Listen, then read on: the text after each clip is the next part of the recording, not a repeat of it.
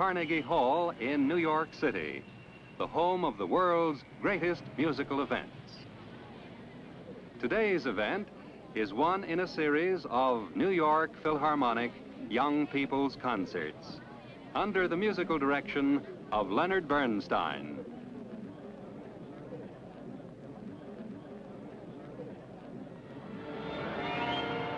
And now, here is Mr. Bernstein.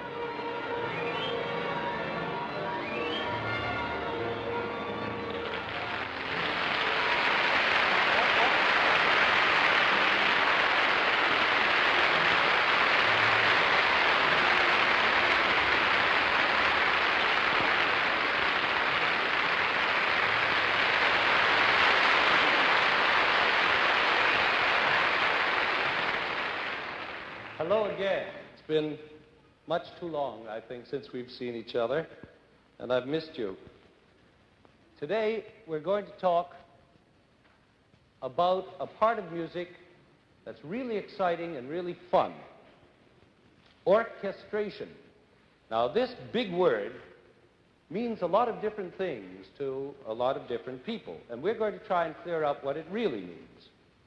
Mainly, it means how a composer goes about arranging his music for an orchestra to play, whether the orchestra has 7 men in it, or 17, or 70, or 107, which is what we have here on this stage. Now, to start things off, we're going to play you a piece by Rimsky-Korsakov, the Russian composer, who is looked up to by most people as the real master of orchestration, the composer who wrote the most famous book about orchestration, and the one that so many other composers have imitated ever since.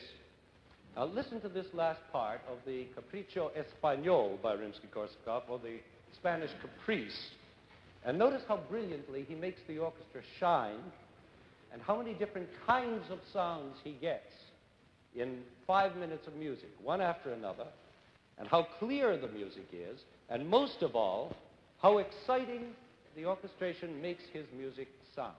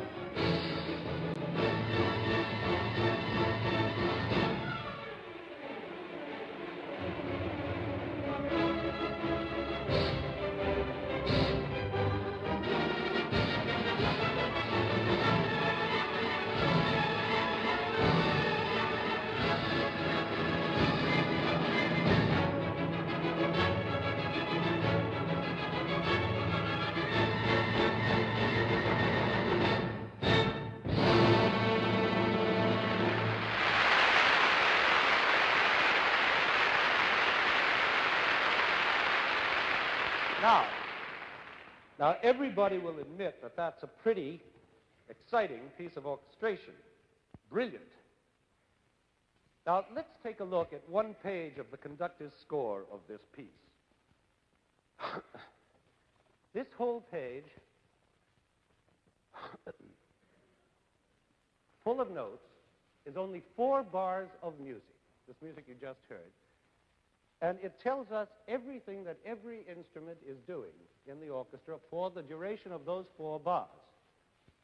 This top part is the winds, this is the piccolo, and the flutes, and the oboes, and the clarinets, and the bassoon. And then come the horns, and this line has the trumpets on it. Here are the trombones, here is the timpani, and all these lines here are percussion instruments like castanets and snare drum and so on. This is the harp, and these are the strings at the bottom. The violins, first violins, second violins, the violas, the cellos, and finally the double basses. And that takes care of everybody in the orchestra. Now, how did Rimsky-Korsakov arrive at this page? What did he go through to figure it out? Well, to begin with, the music that he had in his head was made up of 4 different ideas. First of all, he had a big tune that went, and then he had another little tune that goes along with it. Then he has a Spanish rhythm, which is in the accompaniment. Then he has another Spanish rhythm at the same time in the accompaniment. Now, 4 different ideas. Now he was faced with the job of writing all that down for these 100-odd people to play in such a way that all 4 ideas would mesh together, strong and clear and exciting. And so he distributed the 4 ideas to the orchestra this way. He gave the big tune to the trombones here. Then he gave the other tune to the violins down here. Pardon my terrible voice, I can't sing in tune. Then he gave the first of those 2 Spanish rhythms, divided between the woodwinds and the horns. You see that? And then he divided the other Spanish rhythm between the timpani and the trumpets. And then that takes care of all 4 ideas. And it sounds this way after he put it all together. Fine. Now that sounds just great, especially with the addition of those percussion instruments giving it the Spanish flavor. Now what he did actually was to take the bare notes in his head and sort of put clothes on them so that they could go out into the world. After all, notes can't wander around naked. They have to be dressed up in orchestration. But good orchestration means not only clothes that you put music into, the way you wear a dress or a suit to keep yourself warm. It's got to be the right orchestration for that particular piece of music, like wearing the right suit or the right dress. Bad orchestration would be something like putting on a sweater to go swimming. It's just ridiculous. It's just wrong. Now, just for fun, let's listen to those same 4 bars again, orchestrated badly, just to see how wrong they can sound.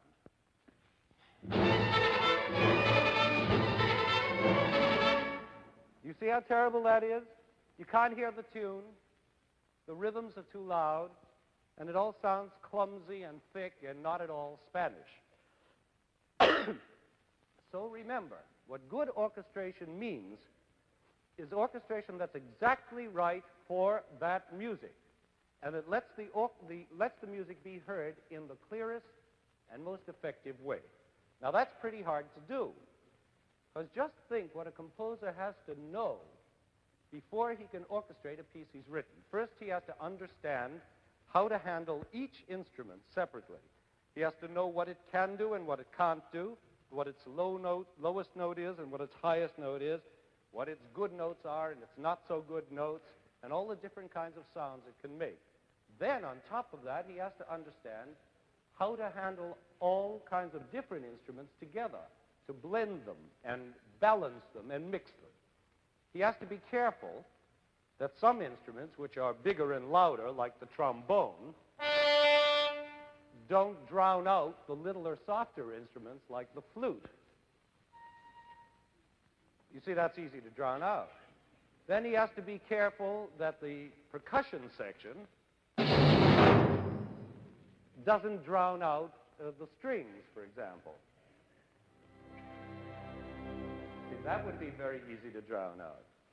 Then he has to be careful about mixing the instruments so that they don't get all muddied up together and all kinds of problems like that. But the biggest problem he has is to choose, the problem of choice. Imagine yourself sitting down to orchestrate a piece you've written, and there are 107 instruments sitting there waiting for you to decide who should play when and what. You know how hard it is sometimes to decide something like, what would I rather have for Christmas, a pair of skates or a bicycle or whatever it is? Sometimes it takes you days or weeks to make up your mind. Well, imagine how hard it is for a composer to make up his mind and choose not between two things, like a pair of skates and a bicycle, but among all those instruments, to say nothing of the hundreds and millions of possible combinations of those instruments.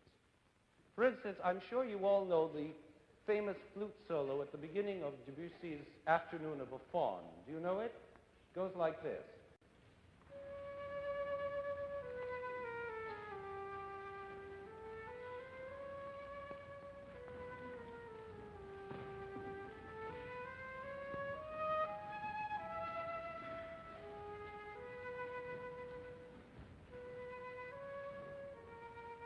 Now that's perfectly beautiful. It's exactly right. But what made Debussy decide on the flute, just the flute, to play that piece, to begin that piece? Well, Debussy knew what he wanted, or more exactly, he knew what the music wanted, what the music demanded. And that meant the flute with that sweet, pale, airy sound. If he had picked, let's say, the trumpet to do the same tune, it would have sounded all different. It would have been too fat and too rich and not at all delicate and afternoonish, the way the flute is. Listen to the trumpet doing it.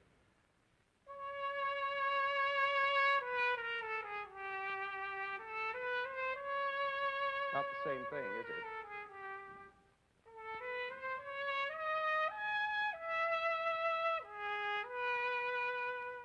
It's just the wrong piece of clothing. He's going swimming in a sweater.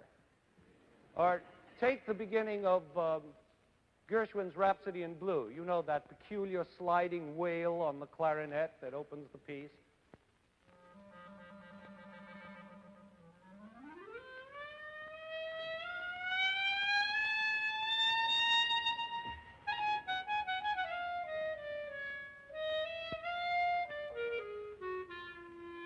Now, imagine that tune played on, for example, a viola.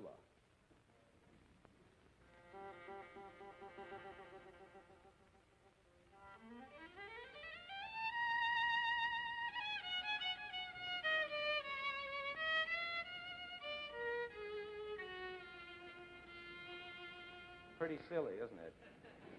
Although beautifully played. But the whole feeling of jazz has gone out the window.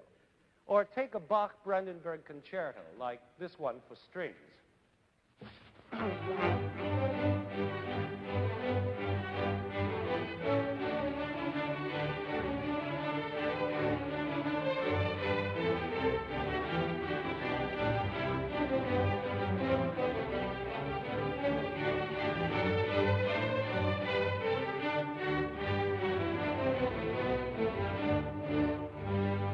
Now, let's imagine that marvelous piece played by brass instead of the strings.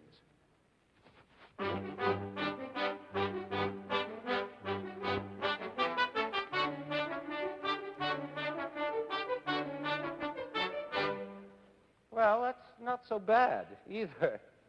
But it's sure not what Bach meant by his music. So you see, it's an important part of a composer's job to choose his instruments, and to choose them right, because it's those instruments that have to carry his music to your ears. And there are so many possibilities. Now, just to give you an idea, of how many possibilities there are. Let's try an experiment together, and let's us try and orchestrate something ourselves, just you and me. We're going to make believe we're all a great big orchestra, all of us, capable of giving out any kind of sound we want. Now let's take two simple notes in harmony, these two notes. And I want everybody downstairs to sing the bottom note, and everybody upstairs to sing the upper note. Bum. Now, let's sing the word glue to these notes. It's as good as any other word. All right? Glue. Let's hear the downstairs people first. Glue. Fine. Now the upstairs people. Glue. Wonderful. Now let's hear it all together. Wonderful. You're beginning to sound like an orchestra already. Now, we're going to orchestrate these two notes in different ways by making different sounds to the same notes. For instance, let's try to sound like an organ by simply saying very softly, ooh, on the notes instead of glue. We say, downstairs people, ooh, and upstairs people, ooh. Let's hear that softly. Even more softly. Now that's exactly like an organ. Up here, if you were standing here, you would believe you were hearing an organ. Now let's try another sound. Let's try to sound more like strings singing softly. And to do this, let's not say anything. Let's just hum, not have any words at all.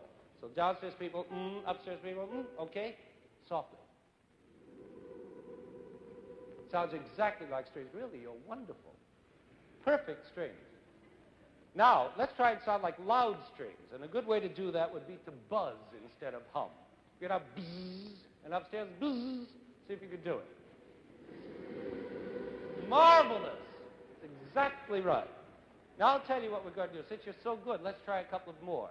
Let's see if we can imitate woodwinds by going tick, tick, tick, tick, tick, tick. Short and sharp, over and over. T-I-C-K, tick. Tick downstairs, tick upstairs, let's hear it. No, but you have to be with me, and you have to sing very short and sharp. Tick, tick, tick, tick, like that. Tick. Wonderful, that's exactly like woodwinds. And now, let's try just one last one. How about being brass? Big, loud brass. Let's say, ta-ga-da! And the downstairs, ta-ga-da! Let's go. You weren't together. That's wonderful. Well, we could go on like this for a week, imitating the different sounds. But the point is, just to show you that there are so many ways those simple little two notes can sound. They can have so many different colors. That's really the word. Musical colors, of course, but really like real colors. Like when we sang the ooh sound, like an organ, to me, I immediately saw the color blue. Ooh, it seemed kind of bluish to me. And when we did the humming, it seemed darker and warmer, like a sort of deep red. And when we did ta-ga-da, I always see fiery orange for this brass sound. I don't know if you see colors when you hear music, but lots of people do. I know I always do. So with all these millions of colors to choose from, a composer really has a tough job. How does he go about it? Well, there are two ways to go about it. One is what we could call a family way. And that is by writing only for instruments that belong to the same family. This would mean writing for an orchestra only of strings, or an orchestra only of woodwinds, or something like that. Now, the other way is to mix up the instruments, putting members of different families together. And that would be more like the regular symphony orchestra you see here. The first way is more homey. It's like family relations getting together. And the other way is more like socializing, friends getting together from different families. Well, what do we mean when we say families? Well, I'm sure most of you must have heard that word over and over again, family, used whenever an orchestra is being described to you. You're always hearing about, for example, the woodwind family with Mama clarinet and grandfather bassoon. You know that one. And little sister piccolo. And big sister flute. and Uncle English horn, and Auntie oboe, and all the rest of this family. Well, in spite of all that baby talk, it's still true that these woodwinds are a sort of family. They're alike because they're all played by blowing wind into them, and they're all, well, almost all, made of wood. So they're called woodwinds. And they all sit near one another and behave as a family should behave. And they have all kinds of cousins, too. Different kinds of clarinets, for instance, like the little E-flat clarinet and the bass clarinet. And then there are saxophones and alto flutes and the oboe d'amore and contrabassoons. And, oh, it's a long list. Thank you. And there's even a group of sort of second cousins called the French horns. And they're second cousins because they're made of brass, and they really should belong to the brass family, but they blend so well with either the woodwinds or the brass that they're related to both families, so that they're kind of in-laws, I guess. Here's a French horn. Thank you. Now that we've met this big wind family, let's see how they can be used in orchestration. The minute one of them begins to play, even one of them playing all by himself, all alone, then we're already dealing with orchestration. Like that part in Prokofiev's Peter and the Wolf, where the cat is being described. You remember that funny little melody in the clarinet?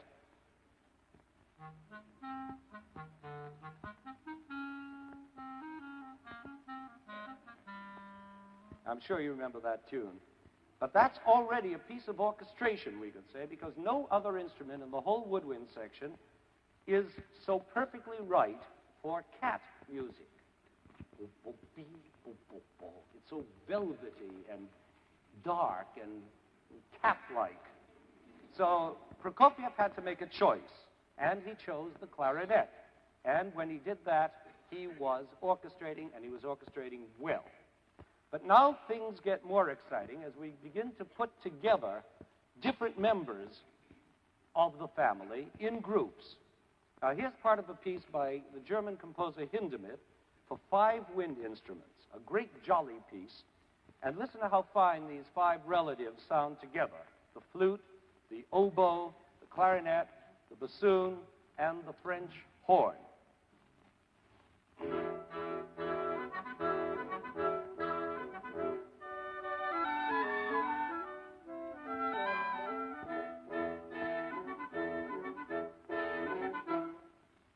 Sounds like a family, doesn't it? They're all so alike, and they go with each other so naturally, and even though they all have different sounds or different colors, they're enough alike so that they blend. And now we go on to even a bigger family of winds. Here's a bit of a serenade by Mozart for 13 wind instruments, and listen to what a delicious sound they make.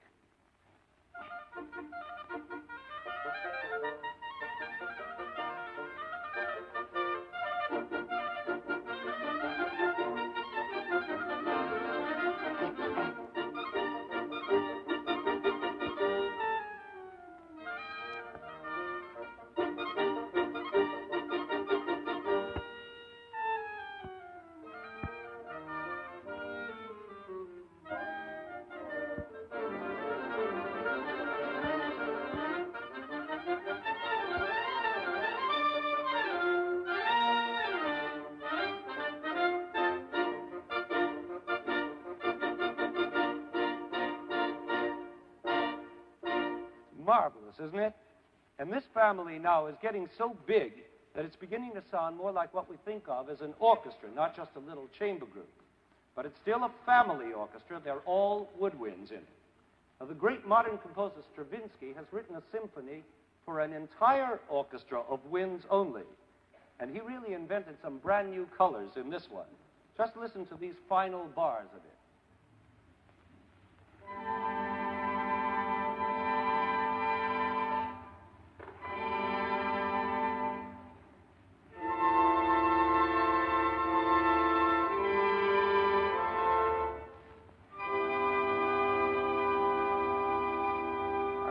wonderful, cool colors.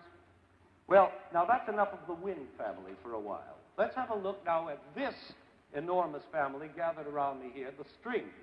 And let's see how they can be used. We use 4 kinds of stringed instruments. The violins, of course, of which we have 34. Count them.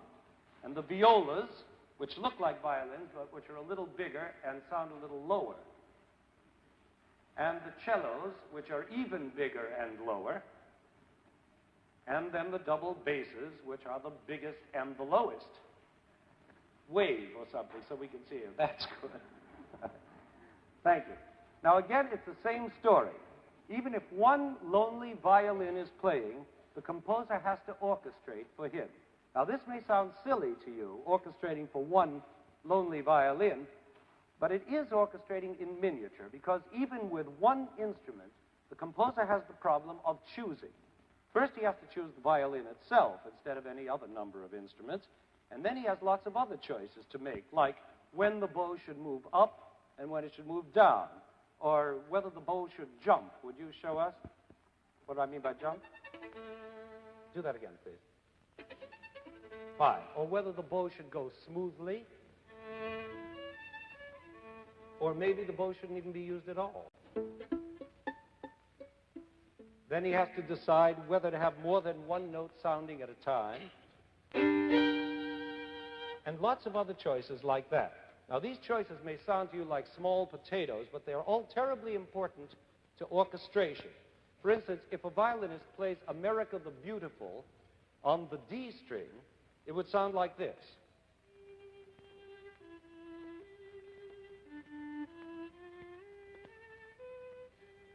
Good. But if he plays exactly the same notes, no higher and no lower, but on the G string, it would sound completely different, richer and fatter.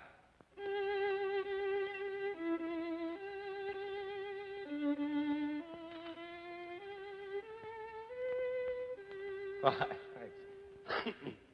So you see, there's another important decision to be made.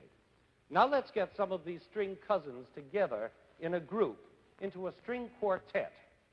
2 violins, a viola, and a cello. Now listen to how Beethoven actually orchestrates this quartet, making it so full of different colors by using devices like pizzicato, which means plucking the string with the finger, and ponticello, that's a hard word, which means bowing the string, but way up near what's called the bridge. Now listen to this.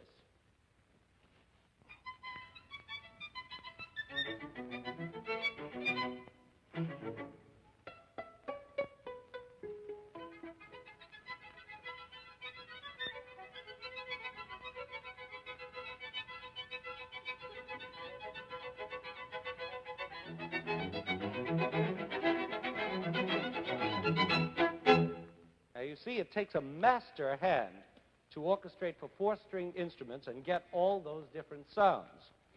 The great composers were always looking for new and different sounds, and to get them, they wrote for all kinds of different combinations of strings. And each combination has its own blend. For instance, listen to how gorgeously Schubert makes this melody sound in his quintet, which is the same combination as this quartet we just heard, but with 1 more cello added to make it richer.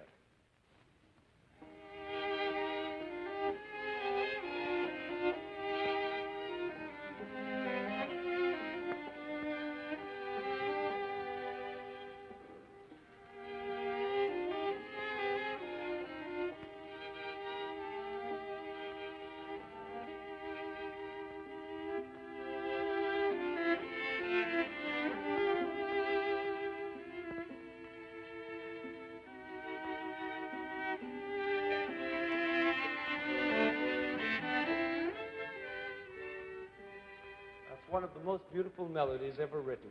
And how it sounds on that cello, I think it's maybe my favorite melody in the world. Well, we've heard a quartet and a quintet, and there are also sextets, like one by Schoenberg, and there are octets by Mendelssohn and others, and so it grows until finally we get to the full string orchestra, all the strings you see here on the stage. And it's absolutely amazing the variety of sounds you can get from an orchestra that has only strings in it. Listen to this sound that the British composer Vaughan Williams gets by dividing the string orchestra into two half orchestras, and notice how the two groups sneak in and out of each other and change colors like a chameleon.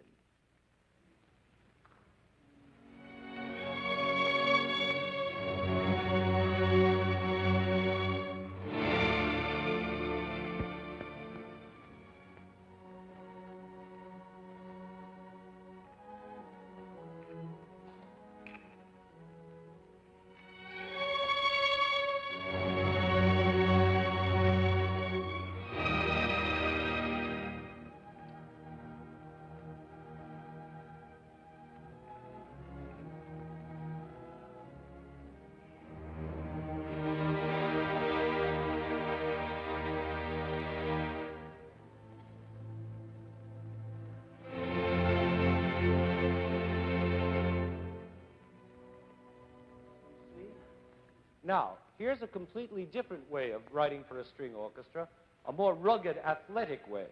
This is from an American symphony by our old friend William Schumann. You remember him from our last program about American music? Well, here's that same old vitality we were talking about, that same American pep, only now it's for only a string orchestra.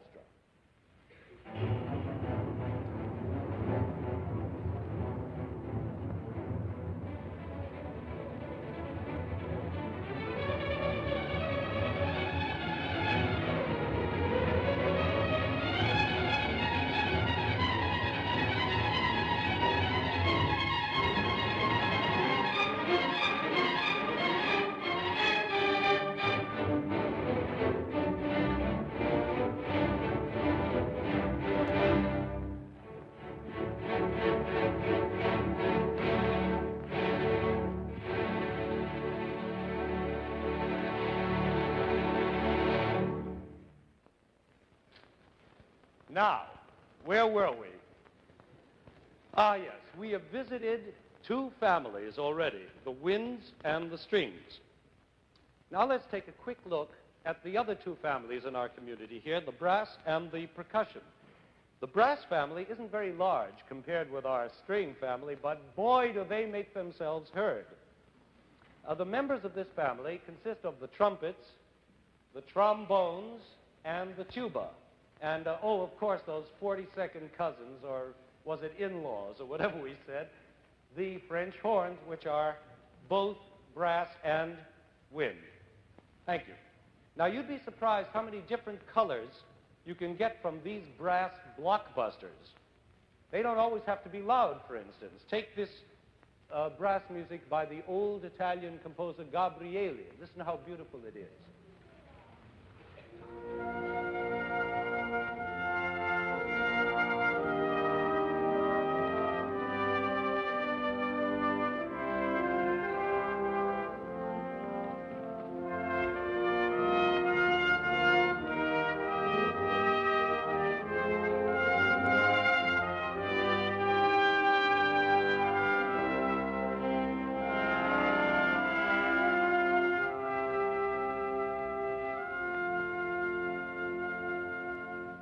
Pretty beautiful, isn't it? Of course, the brass can also make a more familiar sound. Thank you, gentlemen. We know that one. Now, just relax while we visit the percussion family next door, and this is really a big family. It would take a week to name all the percussion instruments, but that's only because almost anything can be a percussion instrument.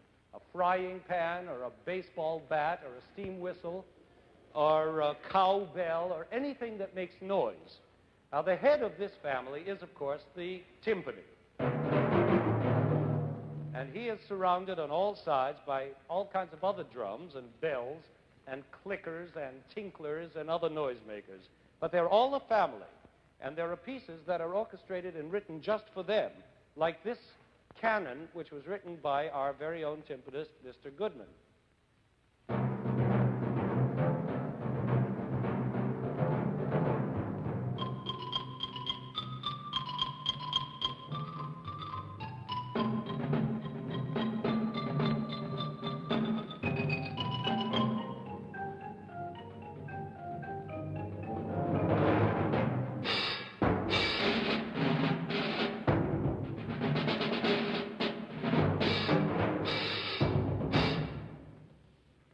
Now, we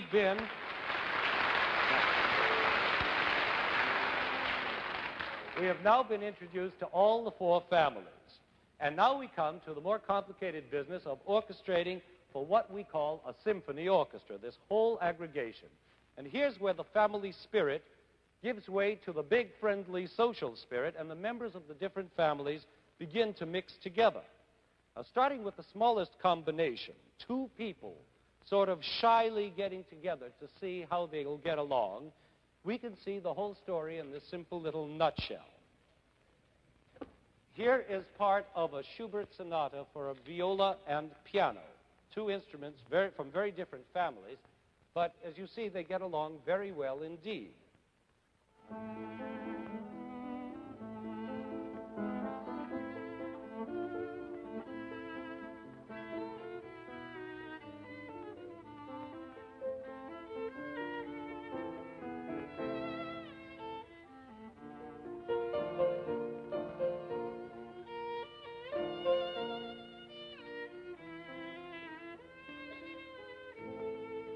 You see, now we can begin to enjoy the blend of a mixture.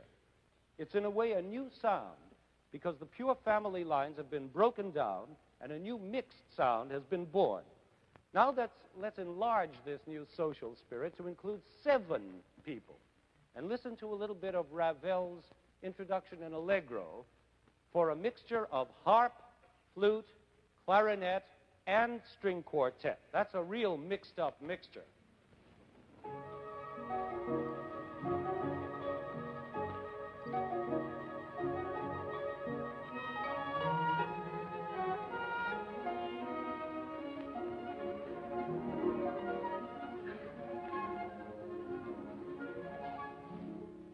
Now, here's an even more mixed-up mixture by Stravinsky again. We're going to play you a march from his ballet, The Story of a Soldier. And again, you're going to hear 7 instruments: a solo violin, clarinet, a bassoon, a trumpet, a trombone, a double bass, and a percussion, which is one man playing 13 different percussion instruments. Now, this is a really orchestral mixture because there is at least one member present of every family. There are 2 strings, there are 2 winds, there are 2 brass, and our drummer boy. It makes a marvelous sound altogether.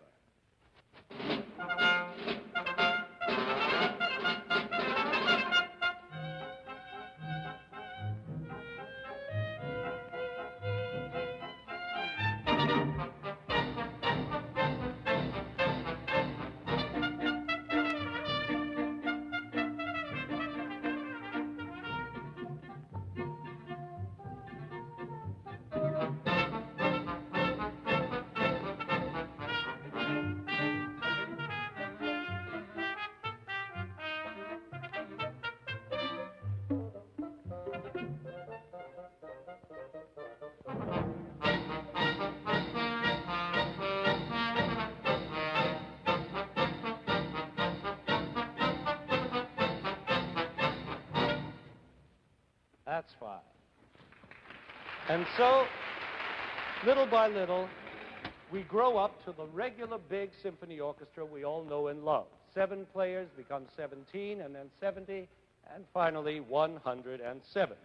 And you can imagine what a composer must go through to choose from all the possible combinations there are in this mix-up of families. But a good composer always knows deep down in his heart what the right choice must be, because if he's good, his music will make him choose right. The right music, played by the right instruments, in the right combinations, at the right time, that is good orchestration. Now, I've been racking my brain for days to try and decide what big piece to play for you to illustrate all these points, a piece that would really show you what good, right orchestration means. And while I was thinking, I realized that almost any fine piece of music would show this. Any symphony by Mozart or Brahms or Haydn or Tchaikovsky or Franck, Beethoven, Stravinsky. And I thought, well, what will you young people really learn from hearing one of those symphonies? You'd hear beautiful orchestration, all right, but you wouldn't know why it was beautiful unless I took hours and hours and maybe weeks to explain it in all its details. Then we'd have to learn to read music and study every instrument. It would be like a whole course at a conservatory. So what I've decided to play for you is a piece that maybe isn't the greatest example of composing in the history of music, but is probably the most exciting orchestral exhibition in the history of music, the famous Bolero by Ravel. We're going to play the Bolero because it's such a marvelously clear example of how this big symphony orchestra can be used. And that's practically all it is. It's just one long tune repeated over and over, with the orchestration changing on each repeat, gradually getting bigger and louder and richer, adding to itself, growing and growing until it finally ends in the biggest orchestral scream you ever heard. But while it's going on, it gives you a chance to hear the orchestra in all its parts and all its special combinations, and that it does in a way that no other piece can. Now, the Bolero is built up in a very simple way, almost like something you can make with an erector set. First of all, there is a Bolero dance rhythm that goes on and on, never changing, in the snare drum.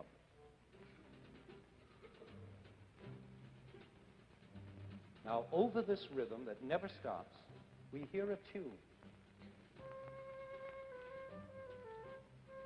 A long, smooth, snaky melody, sort of Arabic,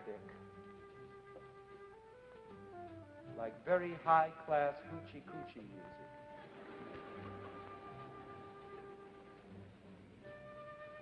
This tune is in two parts, which we'll call part A and part B. This is part A you're hearing now on the flute.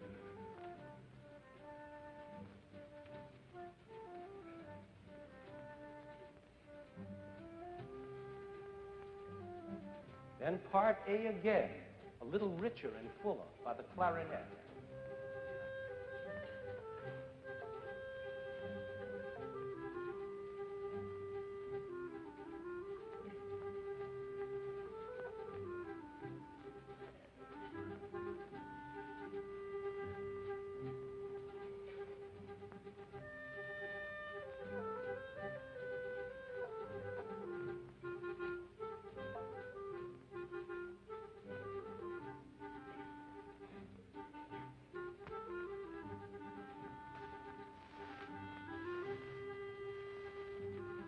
Now comes part B, way up high on the bassoon.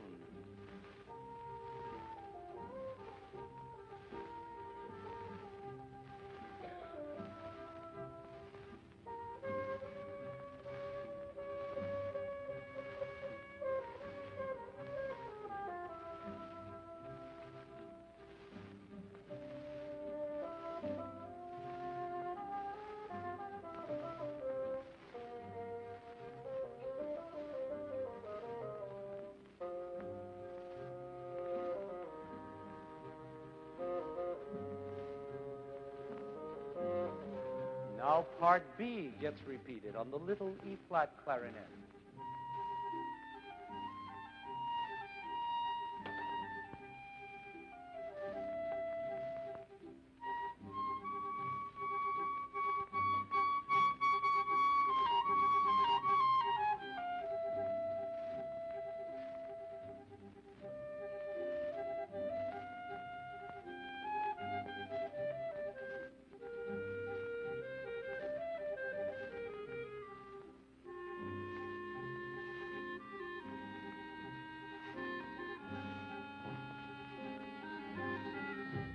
Now that makes one full section, and that's all the music there is in the whole piece. There's the oboe d'amore playing part A now.